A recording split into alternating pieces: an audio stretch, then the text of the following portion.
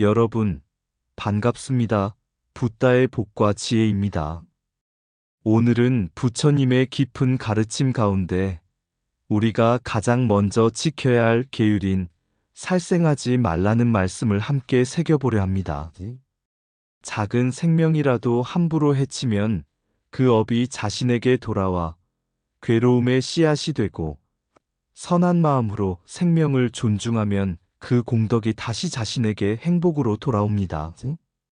부처님께서는 살생을 많이 하면 죽은 뒤 지옥에 떨어진다 하시며, 생명을 존중하는 것이 곧 해탈의 길임을 일깨워 주셨습니다. 오늘 이 시간을 통해 우리 삶 속에서 살생을 멀리하고 자비로운 마음으로 복을 지어가는 지혜를 함께 배우고자 합니다. 자, 그럼 살생을 많이 하면은 죽은 뒤에 그 지옥에 떨어질 것이다. 그 여정을 함께 해볼까요? 옛날 사와티성에 한 사냥꾼이 살고 있었습니다. 그는 어릴 적부터 산짐승을 잡아 생계를 이어갔고, 하루도 짐승의 피를 보지 않는 날이 없었습니다. 어느 날 그 사냥꾼은 병이 들어 극심한 고통 속에 누워 있었습니다.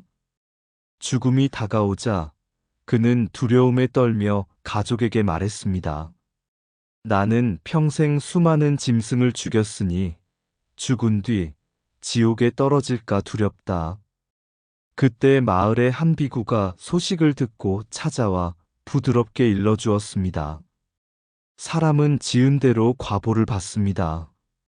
그러나 지금이라도 참회하고 다시는 살생하지 않겠다는 서원을 세우면 어둠 속에서도 한 줄기 빛을 만날 수 있습니다. 사냥꾼은 눈물을 흘리며 두 손을 모았습니다. 스님, 이제라도 모든 생명을 해치지 않겠노라 다짐합니다. 부디 다음 생에는 다시는 칼을 잡지 않게 하소서. 그러나 그가 떠난 뒤 마을 사람들은 이상한 꿈을 꾸었습니다. 꿈속에서 수많은 짐승들이 사냥꾼을 둘러싸고 원망의 소리를 내었지만, 그 가운데 한 줄기 빛이 내려와 그를 다른 이들과는 다른 길로 이끌어갔다는 것이었습니다. 부처님께서는 이 이야기를 들으시고 제자들에게 말씀하셨습니다. 살생을 많이 하면 죽은 뒤 지옥에 떨어진다. 그러나 업은 마음에 따라 바뀌기도 한다. 항상 자비를 닦고 작은 생명이라도 해치지 말며 죄를 지었더라도 참회와 선행으로 바꿔나가라. 그것이 지옥을 면하는 길이다. 옛날 인도의 어느 마을에 두 형제가 있었습니다. 형은 늘 부모를 봉양하고 어려운 이웃에게 쌀을 나누어 주며 자비로운 삶을 살았고, 동생은 사냥을 즐기며 술과 여인에 빠져 방탕한 삶을 살았습니다. 세월이 흘러 두 형제는 같은 해에 세상을 떠났습니다. 형은 그동안 쌓은 선업의 공덕으로 천상에 태어나 아름다운 궁전과 처녀들의 공양을 받으며 즐거움을 누렸습니다. 온갖 보배와 향기로운 꽃, 그리고 음악이 끊이지 않았습니다. 반면 동생은 살생과 음행, 도둑질의 업으로 인해 곧바로 지옥에 떨어졌습니다. 그곳은 불길이 사방에서 타올라 한순간의 쉼도 없었고, 목이 마르나 물은 뜨겁고 배가 고프나 먹을 것은 핏덩어리뿐이었습니다. 천상에서 즐거움을 누리던 형은 문득 관찰하니 자신이 누리는 복락도 영원하지 않음을 알게 되었습니다. 천상락을 누리던 자들도 복이 다하면 다시 인간계나 악도에 떨어지게 된다는 부처님의 가르침이 떠올랐습니다. 그는 즉시 선정에 들어 전생과 업의 연을 살펴보았습니다. 그 순간 지옥에서 괴로워하는 동생의 모습이 보였습니다. 형은 마음 아파하며 이렇게 기도했습니다. 부처님, 원컨대 제 공덕의 일부를 동생에게 회양하여 다시는 어리석음과 악업으로 고통받지 않게 하소서. 그 후 형은 천상락을 버리고 다시 인간으로 태어나 출가하여 수행자가 되었습니다. 그는 중생에게 이렇게 설했습니다. 선업은 즐거움을 낳고 악업은 괴로움을 낳는다. 천상락도 결국은 다하고 지옥의 고통도 업이 다하면 풀린다. 그러므로 진정한 해탈은 업을 짓지 않고 지혜로 생사의 윤회를 벗어나는 데 있다. 선한 업은 천상을 열어주지만 지혜 없는 복락은 오래가지 않는다. 악업은 지옥의 문을 여니 살생과 음행, 도둑질을 멀리하라. 천상락도 무상하고 지옥고도 무상하다. 오직 해탈만이 영원하다. 선업은 즐거움의 씨앗이고 악업은 괴로움의 뿌리다. 복은 다하면 사라지지만 지혜는 다하지 않는다. 작은 살생도 큰 고통의 인연이 되니 미물이라도 함부로 해치지 말라. 도둑질은 남의 것을 빼앗는 동시에 스스로의 복을 빼앗는 일이다. 음행은 탐욕의 불길을 키우고 결국 자신을 태운다. 선업은 남을 이롭게 하고 악업은 자신과 남을 함께 해친다. 천상락은 달콤하되 무상하고 지옥고는 쓰라리 되업이 닿으면 끝난다. 업은 그림자처럼 따라다니며 누구도 피할 수 없다. 오늘 짓는 선업이 내일의 광명이 되고 오늘 짓는 악업이 내일의 어둠이 된다. 복을 쌓되 집착하지 말고 죄를 짓지 말되 늘 참회하라. 진정한 행복은 업의 과보가 아니라 업을 초월한 지혜에서 온다. 천상도 지옥도 모두 윤회의 길이니 해탈만이 참된 안식처다. 옛 고려시대에 한 지방관리가 있었습니다. 그는 성품이 거칠고 사소한 생명은 대수롭지 않게 여겼습니다. 어느 날 밤 등잔불 주위를 맴도는 작은 꾀벌레가 귀찮다 하여 그는 손가락으로 눌러 죽여버렸습니다. 그 순간은 아무 일 없었다 생각했으나 그날 밤부터 그는 이상한 꿈을 꾸기 시작했습니다. 꿈속에서 자신이 꾀벌레가 되어 수많은 짐승과 새들에게 쫓기며 도망 다니는 것이었습니다. 잠에서 깨면 심장이 두근거리고 다시 잠들면 또다시 같은 꿈에 시달렸습니다. 며칠 뒤 한 노승이 그 고을을 지나가다 관리의 병색을 보고 물었습니다. 관리는 꿈 이야기를 털어놓았습니다. 노승은 조용히 말했습니다. 작은 벌레일지라도 목숨은 중하고 그 목숨은 부처님께서 말씀하신 생명의 법계와 연결되어 있어. 한 생명을 해친 것은 천지를 울리고 업은 반드시 과보를 맺게 되지요. 관리는 크게 뉘우쳐 다시는 생명을 해치지 않겠노라 맹세하고 꾀벌레를 위한 작은 불공을 드렸습니다. 그날 이후 괴로운 꿈은 사라졌습니다. 이 일은 사람들에게 깊은 교훈을 주었습니다. 큰 짐승만이 아니라 풀잎 위 작은 벌레 한 마리도 생명을 지니고 있으며 살생의 업은 가볍게 여겨서는 안 된다는 사실입니다. 작은 생명을 귀히 여기는 마음이 바로 큰 복을 짓는 길이자 계율을 지켜 악업을 막는 첫걸음임을 알게 한 이야기입니다. 작은 벌레 한 마리의 목숨도 우주와 연결된 귀한 생명이다. 살생의 업은 무겁고 반드시 과보로 돌아온다. 남의 고통을 가볍게 여기는 마음은 스스로의 괴로움을 불러온다. 계율은 우리를 속박하는 것이 아니라 생명을 지키는 울타리다. 작은 죄를 두려워하는 마음이 큰 악을 막는다. 살생은 순간의 습관이지만 그 과보는 끝없는 생에 이어진다. 생명을 귀히 여기는 마음이 곧 복을 짓는 길이다. 한 생명을 살리는 공덕은 수많은 탑을 세우는 것보다 깊다. 모든 생명은 두려움을 알고 즐거움을 원하니 해치지 말라. 살생을 멈추는 순간 자비의 길이 열린다.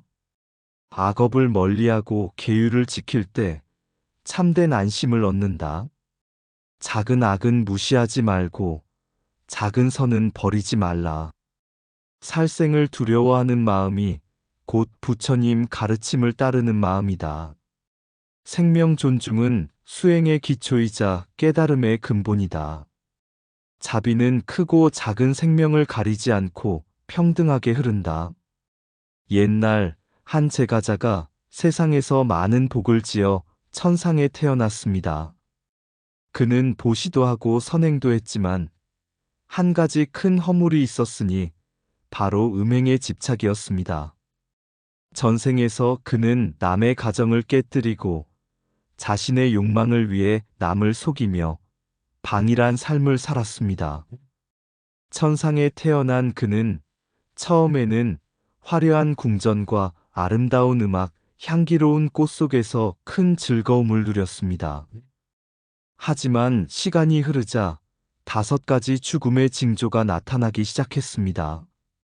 꽃관이 시들고 의복이 더러워지며 몸에서 향기가 사라지고 땀이 나며 마음은 불안에 시달렸습니다. 천상락도 무상하여 오래 가지 못한 것입니다. 그는 두려워 떨며 부처님께 여쭈었습니다. 세존이시여, 어찌하여 이 큰 즐거움이 사라지고 다시 고통의 길로 떨어지려 하는 것입니까? 부처님께서 말씀하셨습니다. 그대는 선업으로 천상에 태어났으나 음행의 업이 아직 소멸되지 않았기 때문이다. 살생도둑질음행은 반드시 삼가야 할 무거운 죄이니라. 살생은 남의 생명을 끊어 무거운 과보를 낳고 도둑질은 남의 재산을 빼앗아 스스로 빈궁을 불러오며 음행은 집착과 배반을 심어 고통과 원망을 남긴다. 그러므로 계율을 지켜야만 참된 해탈의 길에 이를 수 있다. 그제야 그는 크게 깨닫고 통곡하며 참회했습니다. 아, 쾌락은 잠시뿐이고 집착은 끝없는 고통을 낳는구나. 이제는 다시는 음행을 좇지 않고 계율을 굳게 지키겠습니다. 이후 그는 다시 사람 세상에 태어나 수행자의 길을 걸으며 계율을 철저히 지켰고 마침내 번뇌를 끊고 아라한과를 이루게 되었습니다. 천상의 쾌락도 무상하니 집착은 고통의 씨앗이 된다. 음행은 순간의 달콤함이지만 끝없는 괴로움의 뿌리다다. 살생도둑질음행은 반드시 삼가야 할 3가지 무거운 죄이다. 집착의 불길은 천상락도 태워버린다. 계율은 속박이 아니라 해탈의 문이다. 욕망을 좇는 즐거움은 금세 사라지고 후회의 그림자가 길게 남는다. 작은 탐욕이 큰 무너짐을 부르고 작은 방일이 큰 고통을 불러온다. 쾌락은 달콤하나 그 끝은 쓰디쓴 괴로움이다. 음행의 과보는 배반과 원망, 고통의 인연으로 돌아온다. 천상의 꽃관도 시드는 것처럼 집착도 결국 무너진다. 욕망의 노예가 되면 하늘도 감옥이 된다. 계율을 지키는 이는 복을 짓고 계율을 허무는 이는 스스로 괴로움을 짓는다. 음행을 멀리하는 마음은 마음의 안온을 지키는 첫걸음이다. 집착을 끊는 순간 진리의 길이 열린다. 해탈은 욕망을 버린 자에게만 찾아온다. 옛날 어느 제가자가 복을 많이 지어 천상에 태어났습니다.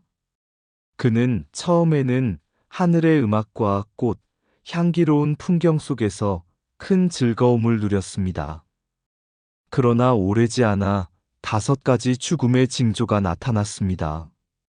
꽃과는 시들고 의복은 더러워지고 몸에서 향기가 사라지고 땀이 흐르고 마음은 불안에 휩싸였던 것입니다. 그는 부처님께 나아가 울며 물었습니다. 세존이시여, 저는 선행으로 천상에 태어났는데 어찌하여 다시 고통의 길에 떨어지려 하는 것입니까? 부처님께서는 자비롭게 말씀하셨습니다. 그대가 복을 지어 천상에 태어났으나 전생의 음행과 집착의 업은 아직 다 소멸되지 않았느니라. 살생도둑질 음행은 반드시 삼가야 할 큰 죄이다. 욕망에 끌려 집착을 쌓으면 천상에서도 괴로움을 피할 수 없다. 그는 깊이 뉘우치고 다시 사람 세상에 태어나 계율을 철저히 지켰습니다. 작은 잘못도 두려워하고 욕망의 불길을 멀리하며 마음을 맑게 닦았습니다. 마침내 번뇌가 사라지고 그는 해탈의 길을 걸을 수 있었습니다. 꽃잎에 앉은 작은 벌레조차 그 생명은 하늘의 은혜를 품고 있나니 살생은 순간의 욕심을 채우나 그 업은 끝없는 어둠을 불러온다. 칼날의 기쁨은 짧고 지옥의 불길은 길어 탐욕에 물든 손길은 결국 스스로를 태우는 불꽃이 된다. 부처님 말씀하시길 조그마한 벌레 한 마리도 생명을 끊으면 그 과보를 면치 못하리라. 그러므로 자비심을 길러 괴로움의 뿌리를 끊고 남의 목숨을 지켜주는 이는 천상과 인간에서 늘 존경받는다. 살생을 멀리한 마음은 연꽃처럼 맑고 향기로우며 그 공덕은 밝은 광명이 되어 윤회의 어둠을 환히 비추리라. 이상 붓다의 복과 지혜였습니다. 오늘도 복지 구족한 날 되세요. 구독과 좋아요는 붓다의 복과 지혜를 밝히는 큰 자비의 등불이 됩니다.